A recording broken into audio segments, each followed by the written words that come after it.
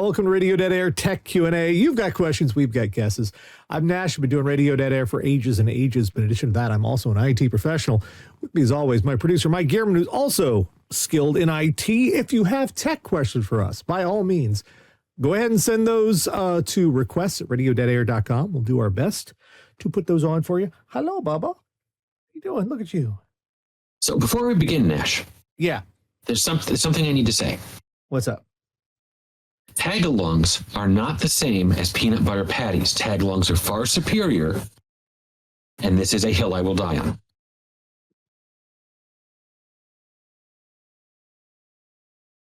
Girl Scout cookies, Nash. Okay. It's like, the f*** are you talking about? The Girl Scout Mafia stopped me this week. You saw that post.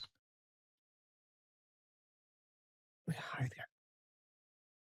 See, that's the thing. People at the channel are going like Thin Mints. Like, Thin Mint is the one cookie I don't like. What's the one with coconut? I don't know. I've eaten them. I just don't know the name. And see, there's two companies that make Girl Scout cookies, and that's why there's two different series of names basically for each Girl Scout cookie. Samoas, yeah, the Samoas are the best ones. That's it. And so I'll say the reason I don't like Thin Mints. 2 of the times I've gotten food poisoning have been from mint flavored things. So my brain has this association on mint and food poisoning, and I'll pass. Oh boy. Look at you. Look at you. You're gonna have to let me. I gotta push the buttons, buddy. Just look at this. I don't know how I get anything done. I really don't. Because look at this. He's just purring his head off. It's like, yeah, no buttons, only Grady. Yeah. And I remember when he was terrified to be in the same room with you. Yep. Well, I gotta get this other hand free. You're just gonna have to deal with it, buddy. You're just gonna have to deal with it. I'm sorry. All right, let's get these up on the screen so I can get the questions and such later. First, we got some news this week. Which good and bad, I would say. Yeah, I'd say it's a mixed bag. Yeah, let's start with it's a good. Yeah, let's get this on screen over here. Where's the dang it? It's hard doing this just with one hand because, I'm a little stuck here. All right, put this over here. He does not care in the slightest one flippin' bit because he's terrible. No.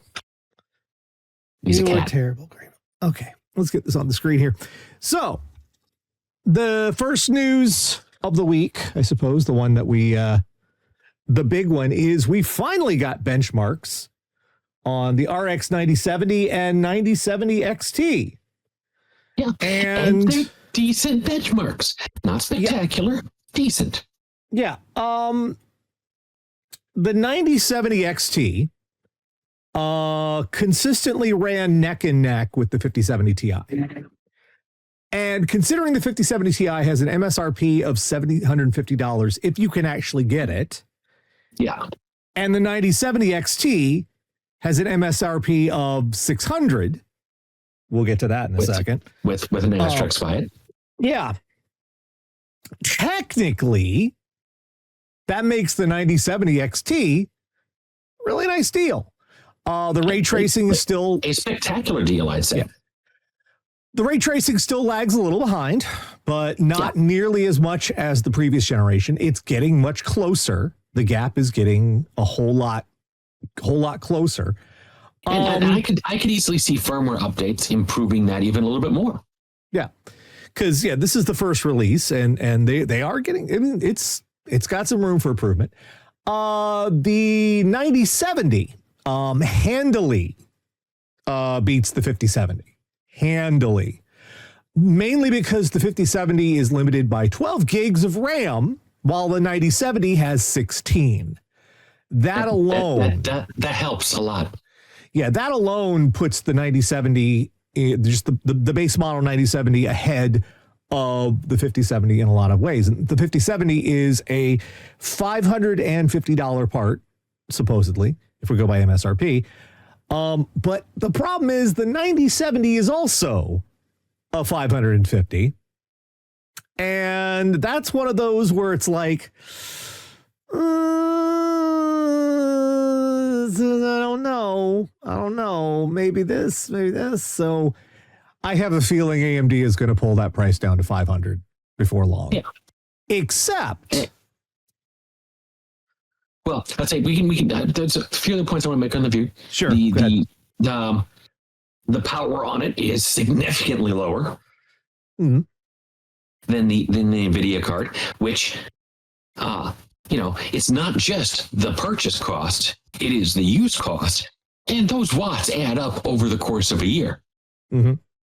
Yeah, compared to the 5070 Ti, the 9070 XT, it's like, good Lord. And I can tell you why it's like this. I can tell you exactly why it's like this. It's because Nvidia, we've talked about this before, in order to charge more for less, it's shrinkflation. In order to charge more for less, Nvidia has bumped the tier of all the cards up one. So what should have been the 5060 is the 5070. What should have been the 5070 is the 5070 Ti. What should have been the 5070 Ti is the 5080, and so on and so forth. They move things around in order to charge.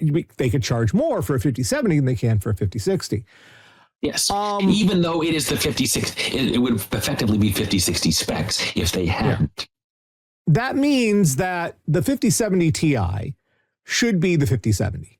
And if it was the 5070 and it was cost $550, then the 9070 XT would be dead at $600. It would be completely dead because those are the two ones that are closest in performance for competition. And if the parts, but at $750, it looks really dumb.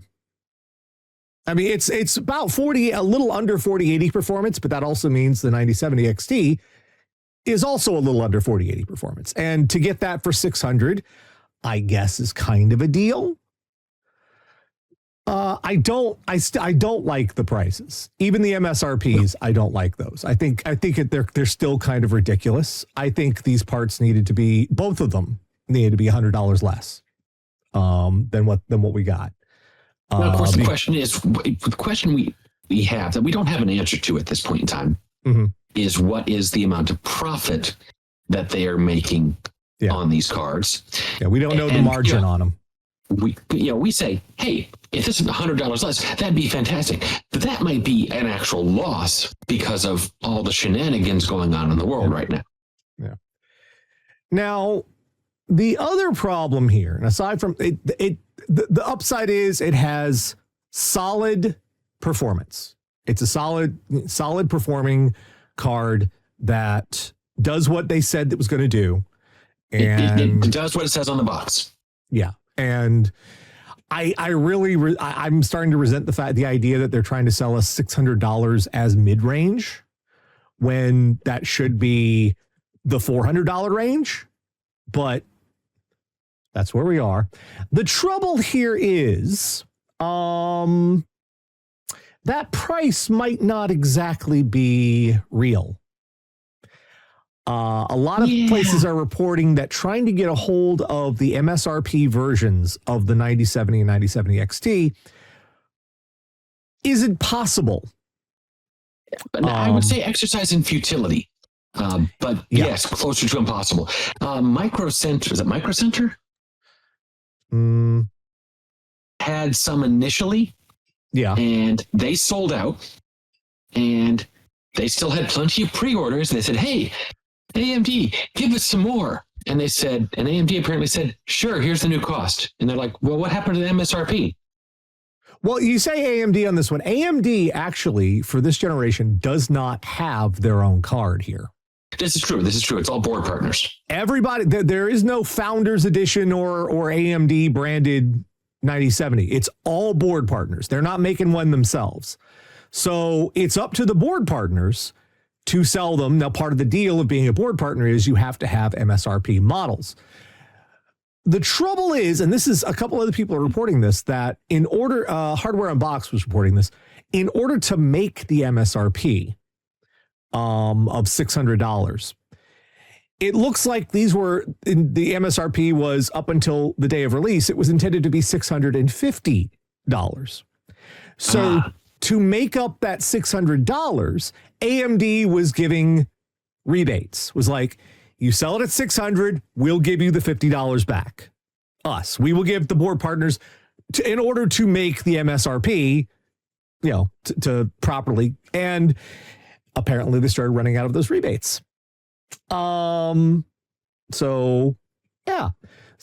in order to get one at $600 or $550, which a $50 difference between the two is so dumb. You can't, which puts an immediate damper on these parts. Now, I will say the only upside is even though they are expensive, they're available, which is more than can be said for a lot of the Nvidia cards. Those are expensive and unavailable. So, and I will say availability on the 9700s is kind of limited still. There's a lot of places that are saying sold out. Yeah. But they're getting there. They're getting stock back in. Well, part of the sold out is people could have been waiting for the RTX 50 series because the 40 series is gone. You can't buy it anymore. It's sold out. Maybe you can get 4060s and such, but I'm pretty sure that we're talking like 4070s, 4080s, those are gone. So your only choice is a 50 series, but those aren't available because apparently they're having manufacturing issues. So your only choice was this. And everyone's lining up for this and going, I want one. Yeah, they want something. And now it's irritating to see this situation, but this came from the fact that AMD, while they did get the prices closer to where they should be, AMD's marketing / whoever's holding the executive side of things, not their design side of things, still kind of pushed this to the very last minute with pricing and everything, trying to get a finger in the wind has kind of been their strategy on all this. Also, just a side note, a couple of board partners have been using the 12-pin connector on these cards. Yeah. Aside from now, some of them have been using 3 PCIe connectors, and some of them have been trying to use the other connector, the one that Nvidia has been using. The only difference is these cards are much lower wattage, and the chances of there being melting is significantly lower because they're not going to be pulling the same amount of amps across those wires. This is true. So that is something to be aware of. These are the first NVIDIA, the first AMD cards to be sharing that NVIDIA connector, which we were calling the NVIDIA connector. It's the 12V 6x6, 6x2 or whatever. Such a clunky name for it. PCIe was simple. 12BH number power. What the fuck that? It's terrible. Hate that. Stupid. So this was a yay and boo at the same time. There's also the tariff nonsense to take into account. And it's anywhere from 10 to 20%, 25% tariff on these parts. If we're talking $10, we're talking 10%, that's a $60 tariff on the MSRP model.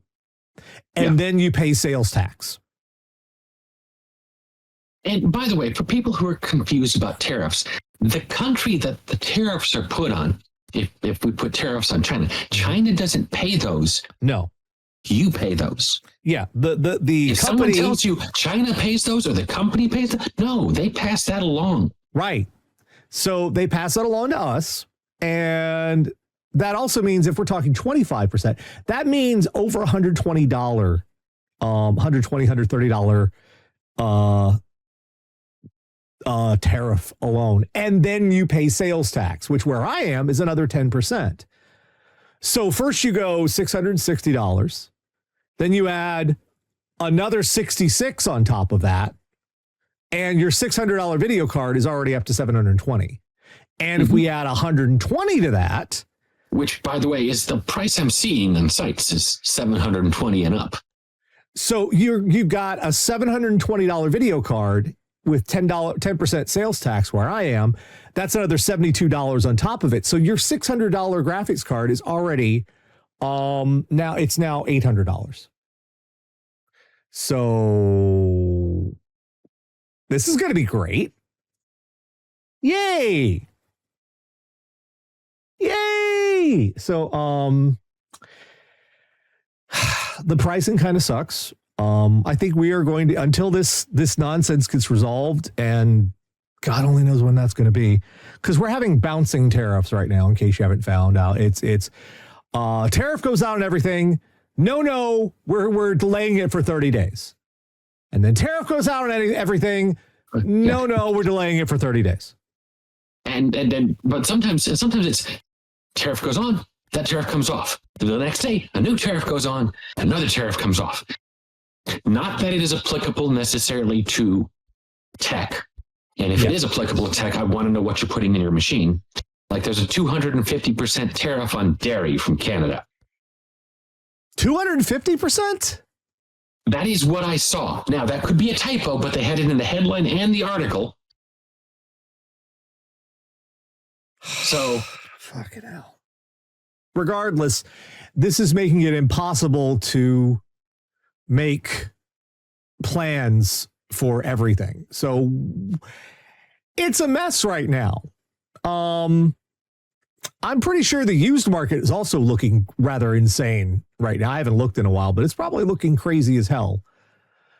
Yeah. I mean, I'll say this. If you've got some parts in your closet that you're going like, I don't necessarily need these anymore, and they're relatively recent, you might be able to make some decent money on eBay right now. Christ only knows. So, yeah. But wait. Let's not let Nvidia off the hook. Remember last week we were talking about the manufacturing defects in the RTX 50 series, that their rasterization processing units were not adding what they should have been for what it said on the box. So the cards if it said X on the box, it was some percentage less than X, like a whole section got shut off. Essentially, the cards were anywhere from 5 to 10% slower than they should be because part of the rasterization processing was missing. So all of the cards sort of shifted down a little bit. Yeah. Now, Nvidia claimed at the time this only was affecting 0.5% of the RTX 50 graphics cards. Mm-hmm. And how they came up with that number, we weren't sure. We still don't we still know. Other than perhaps they go, well, what do we still have in stock? Oh, it's only affecting 0.5% of what we have here. But that may or may not be representative of what has shipped. And Nvidia was really fast to come up with that 0.5% figure too. Like, how would you know? How would you know how many of them? There is statistical testing you can do saying, okay, if we sample this much of our stock and this is what fails, and there's all kinds of high-end mathematics, well, medium high-end mathematics that goes into this, and they can say, yes, this is what it is. And they can say that with a certain degree of certainty.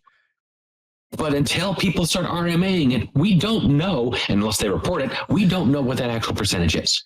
Well, now it's spread to the laptop models as well. Probably. There have found some folks, several netbook manufacturers, Nvidia told them to conduct additional testing to make sure they weren't fitted with the missing rasterization units. They said, oh, no, this is normal Q&A. But the fact that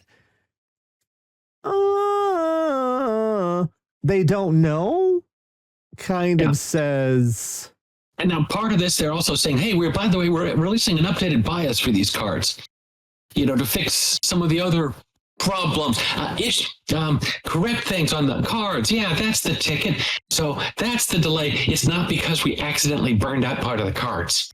It's a bias. Yeah, absolutely. So we don't know if, honestly, just to remind you, if you actually do have one of these cards that are affected, and the only way to find out is to get an application called GPU-Z. It's a third-party application, but it's safe. You can find it at Guru 3D. It pretty much just gives you the information about your graphics card. That's the only way you can find out if you have missing rasterization units on these 50 series cards. If you have one, your only solution to this, that is a defective chip. It cannot be repaired. BIOS ain't going to do crap. Driver ain't going to do crap. Your only hope on that is you have to send that right back to your board partner, or if it's a Founders Edition, it has to go back to Nvidia, and you'll get an RMA someday, maybe, whenever they become available again. Oh, we kept your old video card and didn't sell it on eBay because the prices were so great for used models right now, which we just talked about. This is, all right, the RTX 50 series, in addition to the 40 series with the melting connectors. Yeah. The RTX 50 series. The 50 series has those too. With the RTX 50 series, with this defect, this is like right there with Intel's 13th, 14th gen CPUs. Buying them used is a gamble. Like later on down the line, trying to buy one of these cards used, you're going to have to get assurances from the seller that it's not missing rasterization units. You're going to have to know to ask if it's missing rasterization units. And of course, not everyone is going to know to ask. This is going to be a weird generation where I think the used market for Nvidia is going to be kind of wrecked, which Nvidia doesn't care. In fact, Nvidia will be quite happy if the used market gets wrecked. But these cards are, it's what a launch. The Ford Pinto of the video card market. In addition to that, this is something I have not seen finance reporting take up this story in any way, shape, or form. Just the basic part of it. I should have seen financial markets reporting Nvidia is suffering manufacturing defects on their gaming cards. We should have seen that. But the broader question that no one is asking is, if Nvidia on a Blackwell architecture current lithography is seeing these failures on their graphics cards, are they potentially sharing those same problems with the Blackwell AI accelerators? They're not the same parts, but they're made the same way. And that's the critical part. In addition, you have to ask, are they having supply issues? Are they having yield problems? Is this manufacturing defect potentially something that is affecting the, and I don't know if there's a way to tech the processing power of the AI accelerators. I don't know if there's a GPU-Z equivalent program for the AI accelerators. Remember, NVIDIA's own software did not spot this. This was third-party software that gave a readout of the GPU. So is there any way to know, if you were a customer and you have one of these AI or servers, these big racks of these damn things, is there any way to know if these are suffering from defects as well? Can you know? And if there is, how widespread? We don't know. I am amazed that considering how much NVIDIA stock is going for, how much is riding on it, I am amazed that nobody in finance is daring to question this shit. It's kind of concerning. So I have a conspiracy theory on that. All the financial reporters hate Sam Altman enough that they're not going to report on it and hope that it burns him down. Well, no, I mean, I'm pretty sure there's a lot of conflict of interest with financial analysts, and reporting on some of these things might influence and inflict harm on their own portfolios. So, yeah. Anyway, Or if it I could, was a or shareholder, it could be like gaming reporting, where if you give anything under 3.5 stars, you don't seven get and a you half. don't get 7 out of 10. 7 out of 10 is the lowest score. Anything below three and a that half. is Which 3.5 out of 5, close. Yeah. So I'm going to be curious about the next investor call for Nvidia, because I'm going to wait and see if any investor is a large investor, and the shareholders call is informed enough to start asking these questions, because this is a big deal. They've got a lot riding on those AI accelerators. But anyway, all right, let's get to your questions, which are somewhat slightly different. If you got tech questions, you can send those to requests@radiodeadair.com, or you can put them in the YouTube comments, and we'll get to them. Got a couple this week. Let's go to the one from RPGaholic, because it's a follow-up. He wrote us a little while back about trying to set up a mixer. We got a little confused. So sorry for causing pain and confusion. I'm dealing with audio setup that is close to several decades old. I'm not an audio technician. I admit our setup is goofy, not denying that. Back when they set it up, it was mainly just for speaking, not the occasional video I'm asked to play. I'm just a computer geek trying to make things work for this group. And any info I gave wasn't relevant, or just me trying to pass everything I know, since I didn't know it was relevant, what wasn't. We're not putting the inputs in the outputs. Okay. You get the Frank above the beans. It was beans above the Frank. It was trying to mention plugging output cables in the output ports on the board. Again, not an audio tech, probably using the wrong terms. Stereo part comes in because the audio going from the computer to the soundboard is stereo, and is the only input being used that is stereo. All the other inputs are mono. The problem is that almost every video has 2 audio channels, and the soundboard is only passing one of them, the left one. Okay. My research for turning to you, the only cable I find were ones turn 1 stereo into 2 mono outputs. Nothing had said it would turn 2 mono outputs into 1 stereo. Also, nearest guitar center is all over a little hour away. All right, there's another solution here for this that's a lot simpler. If you don't care about stereo sound for this, and it sounds like you don't, there are adapters. You just want both channels going into both spaces. There are adapters that will swap. It's a simple plug, very simple plug. That's stereo to mono. Simple as that. Just depends on what kind of plug you're using. Now, if it's coming out of the computer, I'm going to wager it's a 3.5 millimeter. Which is this is where it gets stupid, or a 1/4 inch, I guess they call that. And if it's going into the mixing board you showed us, that's going to be a 1/8 inch connector. So what you're going to want to look for online, since the Guitar Center's a ways off, you're going to want to look for a 1/4 stereo to 1/8. No, wait, I got it backwards. I got it. 3.5 millimeter is 1/8. All right, my bad. Start over again. You want a 1/8 inch connector, 3.5 millimeter, to 1/4 inch. You want the 3.5 millimeter, 1/8 connector stereo, and the 1/4 connector mono. This will take both channels and filter them into one connection. So if you're not concerned about giving people stereo sound, they'll still hear everything on both tracks. It'll just be filtered into a single input. So it will go out over both speakers the exact same way. That's probably the simplest and easiest way of doing this for you. You won't have to worry about a bunch of other connectors. If you just have that one input, then you could just plug that in with the adapter and you're golden. I think that's probably your best bet. So hopefully thanks for coming back with the explanation. I got what you want now. It took a while to work it out, but I got what you want. So yeah, again, you want 1/8 stereo to 1/4 mono. That's what you're looking for. In fact, let me see if I can find a picture of it just to show you. 1/8 stereo to 1/4 mono. There it is. It's a very common one, actually.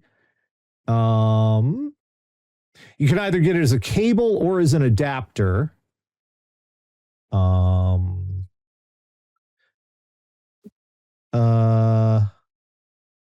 Come on, man. So many pictures. Yeah, it's going to look like this. All right, come on, let me show everybody. Come on, bring it over here. This is an example of one. There are tons of them. They're not expensive. They're like under $10, $6 or so bucks for them. I want to put it on the screen. There we go. Let me show all the nice people. All right, this is what you're looking for. This is a 1/8 inch. That is this connector right there. The probably the auxiliary cable you have coming out of your computer. And the important part to look for on this side, you see this little indent there, that black band? Only one of them. That's an indicator that tells you this is a mono adapter. If it had two, that would be for stereo, because that would be a way to separate the plugs inside the connector into transmitting on two different connections inside. But it only has one of those indents. That means this is a mono connector. So that there you go. That's what you're looking for. Okay, let's get to the rest of our questions now. We're going to start with LT here. Where's that lieutenant? It's just LT. So, all right. Hey, Nash. Hey, Mike. Haven't heard you mention this before. Do you have any beginner mic recommendations for streaming and podcasting? I like to keep it under 100 if possible. We have talked about this before. We're definitely sure we've talked about this. Yeah. But it's the kind of thing that changes every year. You know, new models come out, old models become unavailable. I will tell you, if you want to do this dirt cheap, you're beginning, you're just starting, you're not sure you want to put a bunch of money into this, Blue Snowball. You can find those. It's a USB connection. You can find them used for as low as 30 to 40 bucks. They are not expensive. They are relatively good sounding for the money. Fairly decent little unit. You can find them new for 30 bucks. You find them new for 30 bucks. Yeah, they're an old they are an old design. They've been around for at least 10 years now, if not longer.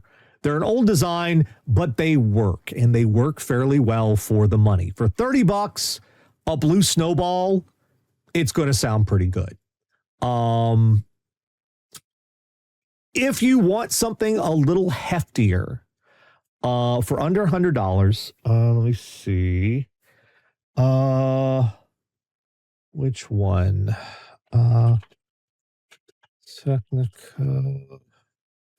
2020? Is it the AT 2020, I think? Ooh, yeah, that's right at 100. That doesn't give you any room for the interface. You're probably oh, okay, well, this is good. All right, this might help.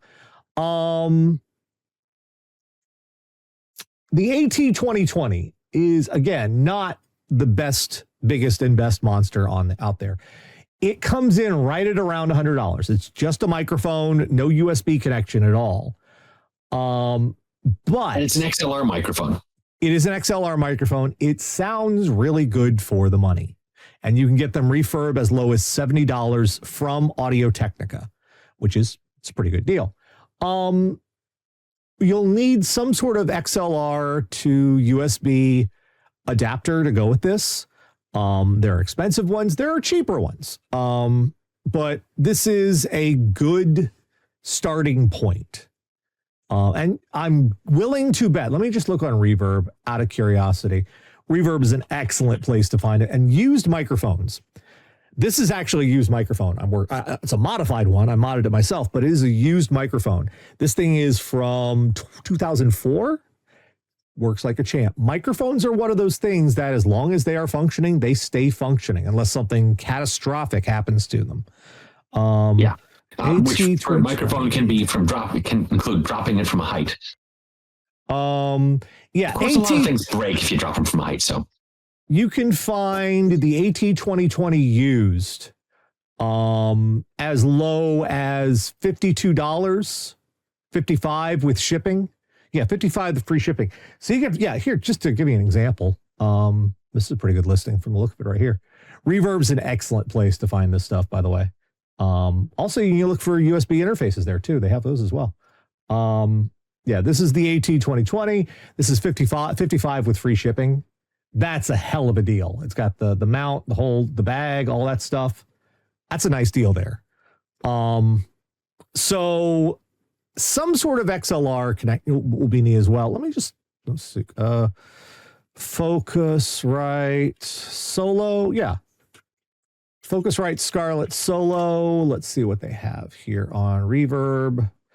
And you can find those as low as $35 for a second gen Scarlett. So yeah, you could find those $40. 35. And this is another one of those cases. I know we just had a person say that their nearest one was an hour away, but different person. Guitar Center often has these things used. Sometimes, so yeah, you'll find a fantastic deal. Let me show you here. Yeah, you can get this. And there's also an XLR USB cable you can buy. I never used one. I don't know how well they work. They're kind of iffy. Yeah, that's what I'm thinking. Is they might look slick, but I'm just not convinced.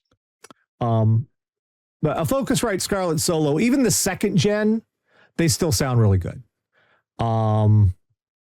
So yeah, there's a lot of different ways of doing this. But if you just want to dip your toe in and get started, get yourself a Blue Snowball, super ass cheap. They sound great. Just a plain old USB connecting, all you need. And some Audigy software, which is free. Not Audigy. No, what is it? Audacity? Audacity, that's it. Audacity is freeware audio editor, which you can also find. It has a bit of a learning curve. Little bit of learning curve, but there are plenty of tutorials, plenty of those. And look for some sort of open source noise canceling plugins, because those do exist. And in fact, if you have an Nvidia video card, this is actually kind of cool. They have a noise canceling plugin that works through your video card. It works if it's a RTX card. If it's an RTX 20 series or newer, there is an Nvidia noise canceling plugin for free that will work with your video card to do noise canceling on your recordings, and it sounds pretty good. It uses the calculation part that's for ray tracing, those tensor cores. That's it. It uses the tensor cores to calculate. Yeah, so there's an option for you. All right, let's get to the next one. But yeah, you're gonna get used to having a noisy background while you're getting started. The noise canceling plugins have come a long way. They'll help you out a lot. I'm using one right now, and I've also got Mike's mic on one as well, so using it live. Anyway, not that I have a lot of noise going on here right now, but yeah. You'd be surprised what your microphone picks up that I am filtering out.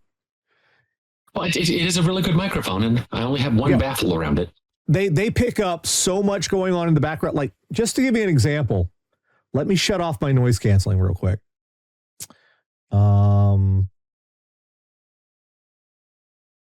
Let's see here. Yeah, let me got to find the right plug-in here. I got a lot of them.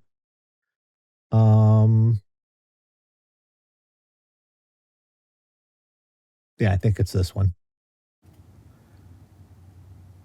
And immediately you will hear a difference. You won't. Oh, yeah.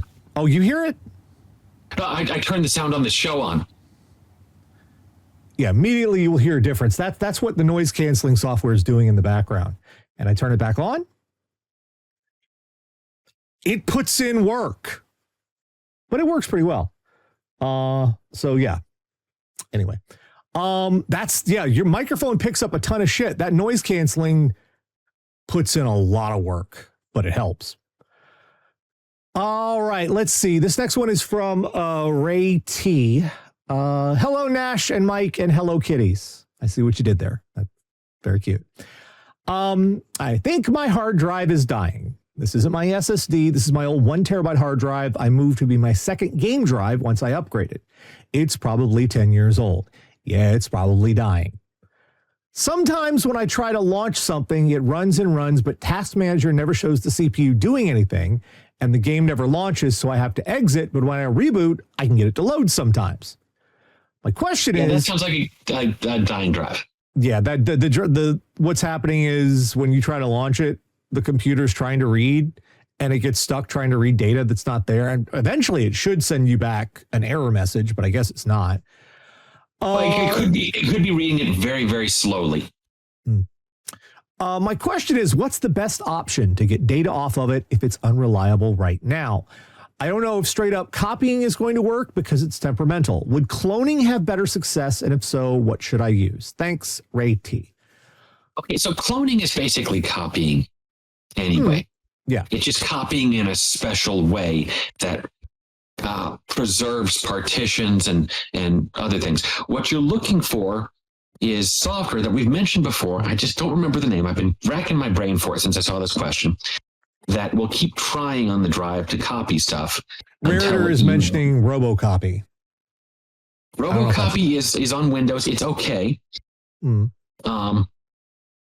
there's some software I know we've mentioned it on the show before that will go through and it will copy everything off your drive. And it will, there it is. Reflex? Mercy and Reflect. Yeah. I'm pretty sure that's it. So it will keep trying. Like you can give it an upper threshold. You can say, after you try 100 times, you can give up on this piece. Yeah.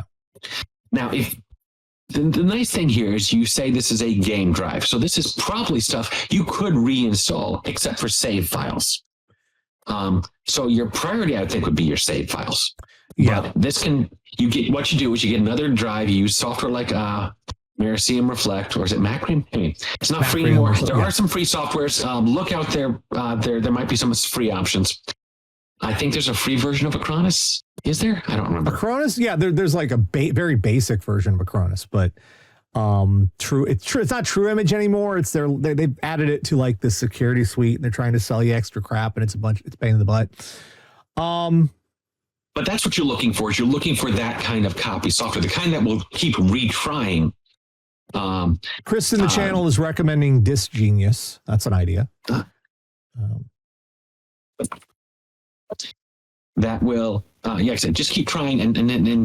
But what you're going to need is you're going to need a drive of this size that reflects how much data you have. Because you want to copy as much as you can. Otaku Boy T says Major Geek still has the free Reflect on their site. That's nice. Older version, it will still work. There's nothing wrong with the old version. It just won't have the newest stuff. It'll still work. Worst comes to worst, you can always try Clonezilla. And the reason I recommend that is it launches you have to boot it off the USB stick. It launches in its own environment that's separate from Windows, which might make it easier because you don't have to have the drive mounted in the same way as you do have it active in a Windows situation. I don't know. It might make it easier to clone from there. It's something to try because it's free and it's not going to hurt anything. Mike is also right. You want to concentrate on the things you cannot get back. Data should be your priority when we're talking about a drive that's going bad. Games can be downloaded again, but saves, documents, photos, those are the things you want to concentrate on. Don't worry about the games. With any luck, the damage has not spread to everywhere, and it's just certain. You mention it when you're trying to run something. So with any luck, it's not everywhere. It all depends on what's the problem, what's the cause of it. Is it failing sectors? Is it a mechanical issue? Is the reader going bad? Something like that. Yeah. As I've mentioned before, I had a situation at work where we had a water treatment facility being built across the street from one of our data locations. And they were driving massive pilings into the ground. And this caused us to lose, over a series of days, multiple hard drives on our server. Yep. Fortunately, it was a RAID array, and we would recover the RAID just in time to lose another disk. How much money did they cost you? It didn't cost me a thing, but I got overtime for it. Oh, okay. Well, there you go. Well, and I will say, by the way, folks, this was over a decade ago. So, All right. Last one this week. This is from Derek. Hi, Nash and Mike. I found an old beige 90s case at a recycling center, and for fun, I want to refurbish it as a sleeper. I took off the left side panel while I was there because it didn't have screws and I didn't have a screwdriver. Everything there looked okay, except the speaker seemed to be missing. It was free, so I didn't care. Then I got it home and took off the other panel. The back of the motherboard tray is heavily rusted. It hasn't gone through the metal, but it's just kind of everywhere. Do you have any suggestions to make it work and safe again, or am I screwed? Thank you for the show, so Derek. If it is just the tray, then you should be able to find a replacement tray. Was there a motherboard in there? Is the question. Because if the corrosion ate through part of the tray and made it to the motherboard, then I'd replace that motherboard because... Well, if he's building a sleeper, he's going to be using modern parts. Okay. That's what a sleeper is. You get one of those old cases from like way the fuck back and you put new shit into it. And a modern gaming system in those old beige things. Honestly, what I would do, there's going to be a part number stamped on this guy somewhere. It's not going to be a sticker if it's as old as you say it is. It's going to be stamped in the metal. And I would look to see if someone has parts for it somewhere on eBay or something. The motherboard tray might not be removable. You remember the beige cases from back then? That's a good point. It's probably all right. There is a way of dealing with this. It's just going to take a bit of work. You are going to need either a Dremel or a drill with a wire brush attachment. Yeah. And let me, before we go any further, you're going to do this outside or at the very least in a garage. You do not want this stuff flying around inside your house just for health and safety. You want eye protection and a mask, and you want an N95 because whatever will come off of this, you'll be breathing. It will be terrible for you. You want to use some kind of mask while you do this. What you're going to do is you're going to take that wire brush and basically just go over the metal and clean. It will at high speed scrape the rust down. If it hasn't gone through, what you should come out with is everywhere you run that wire brush, the metal will be very shiny. In fact, much more shiny than everything else in the case. It'll still be a little dull, look scratched up, but it'll be very shiny.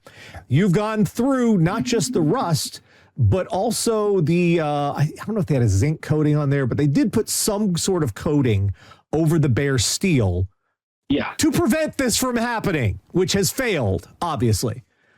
Or just wasn't applied to this one because they said, why spend the extra $2? I mean, if it depends, if this thing was like heavily got into, if someone left it in water or something, or something got spilled on it and it's been sitting in a recycling center for a while, I mean, it could have got, you don't even know. Now, the other important part about this, after you've done this, and get your, one of your air, electric fan thingies. Blowers, blow it all out, use compressed air, whatever, get all of the crap out of there because there's going to be little tiny shavings, itty bitty, that are going to be conductive. You want that thing cleaned out as possible. Yep. The last thing you're going to need to do in a case like this is the metal, once you've scraped up all of the rust, if there was any anti-rust prevention coating on there, it is gone now. So you may want to put a new layer down. Yeah, the cheapest, easiest way of doing it is get a can of spray-on clear coat. Rust-Oleum clear coat. That will do the job. $6. Yeah, you spray that on there and two coats, let it dry a good long while. That will prevent the rust from coming back if you treat it properly. If you do come across a place where it has rusted all the way through and you have a spot, Depending on how big it is, what is it? The fuck now? It's on top of my head and it's gone. I can never remember. Quickset. What is it? It's epoxy. What is that? Fuck is it called? It's a brand, and it's just What, JB Weld Quick Weld. That's what you want. JB Weld Quick Weld is a type of two-step epoxy that is made to bond with metal. And you can fill the holes with that. Maybe you can sand it back down flat if you need to. I mean, if you don't need to, you just need to patch the hole to keep it from getting any worse. And I'll be honest with you, part of it depends on how big the hole is and where it is. You may just go, you know what? 2 coats of Rust-Oleum over that, and it's still fine.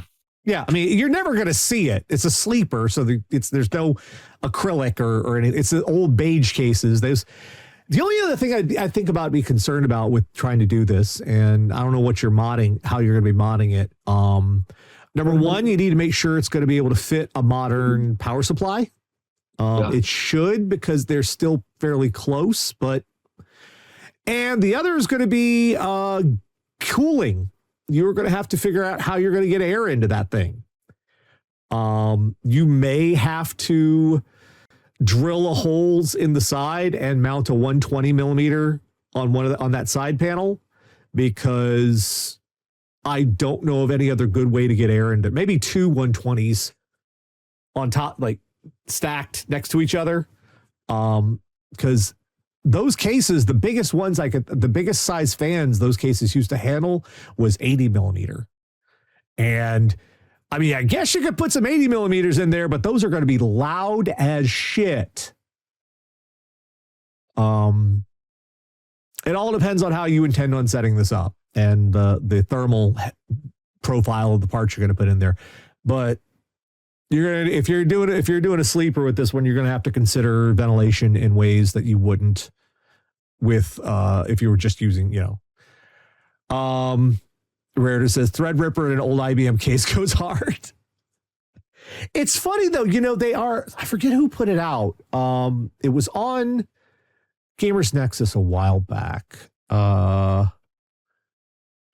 Who made that case? Oh yeah, Rarity's got to drill the bottom out. Yeah, you can put a fan in the bottom too. That's a good place to put one. Yeah, no one will notice them there. And it'll bring air in. You're gonna have to make sure it's got some clearance there to bring air in. But that's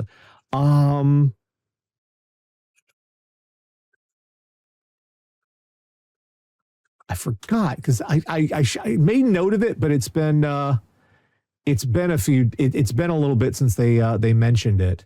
It was on one of their news segments. Someone is making a new version of those old style cases. They look like the old ATX style cases, the kind, the lay down, only they're made for new computers. So they have proper ventilation mounts for like 120 and all the rest of it. Let's see. Can I find this picture, or dang, I'm gonna have to go looking for it. Shoot. Yeah, trying to find this is going to be. Well, people are making new ones, because also Be Quiet has one. It's a much newer. It's got glass and whatnot, but it's kind of the same lie down form factor. There it is, Silverstone Retro. Let me look that up. Silverstone Retro. Yeah, don't know if it's out yet or not.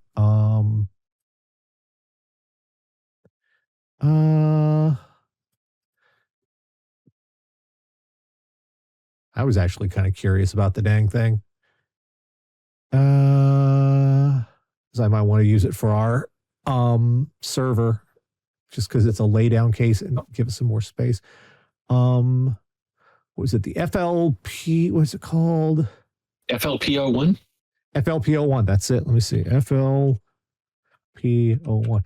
Man, I really should be prepared for this shit. Here it is. Yeah. Look at this old monster. Ain't that a beauty right there? Look at that. Let's see if I can get the big picture up here. Do the floppy drives work? No, they don't work. They're purely cosmetic. Okay. Behind them are the USB ports and the headphone adapter and all that. They put those are just fake face plates you can click in and they come down. Fair enough. If you see on the sides here, on either side are two 120 mounts on one side, two 120 mounts on the other. I'm guessing 2 in, 2 out. On the rear, it's got space for, I think those are 92-inch fan mounts on the back. 92-inch? Millimeter, 92 millimeter. And 92-inch would be much bigger. And it's even got some on the top. It looks really sweet because, I mean, dang, look at that. Brings back memories, don't it? And yeah, they also sell super clacky keyboards. Oh, you can find those lots of places. Just look for, if you want a super clacky keyboard, you want something that has a Cherry MX Blue switch, whatever keyboard you get, and that will do it. But yeah, it's nice, right? That is, oh yeah, and let's see if it'll show. Yeah, behind the fake floppy bays, as you can see, there's USB-C, 2 USB-A, and a headphone output. The only trouble is I don't know how much this is going to cost. So that might make it like, it's not worth it. It's not technically out yet, but yeah, it's made for modern style. It's got this takes me back the most. You know, the old basic green and red LEDs. The green $130. What? $130 per Tom's Hardware.